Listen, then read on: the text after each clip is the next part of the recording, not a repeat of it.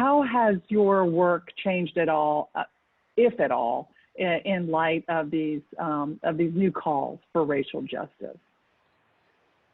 So the phone rings a lot more because National Black Theater has a track record of creating safe spaces, one that are anchored in parity and equity and acknowledge the value sometimes of the invisible labor of Black artists and art makers and art workers.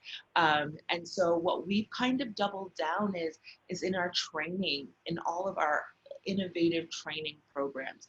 How do we train more Black producers of tomorrow, more Black directors of tomorrow, more Black playwrights? We understand intrinsically that in order to be it, you have to see it.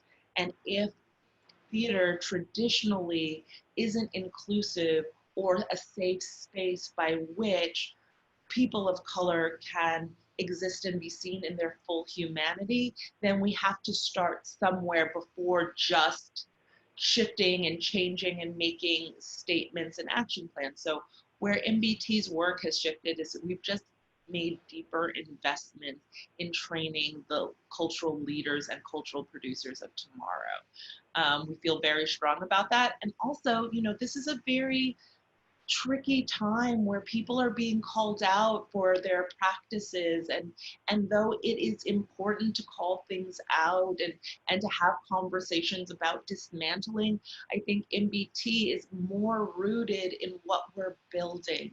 And instead of calling people out, we really want to invite people in to what is, a beautiful legacy of lives mattering, and that we can do it together and we can do it in partnership, and that those partnerships need to be equitable, and we can use words that are familiar to all of us but define them collectively so we're all on the same page. So that's kind of where MBT has been pivoting and really looking to do for the future.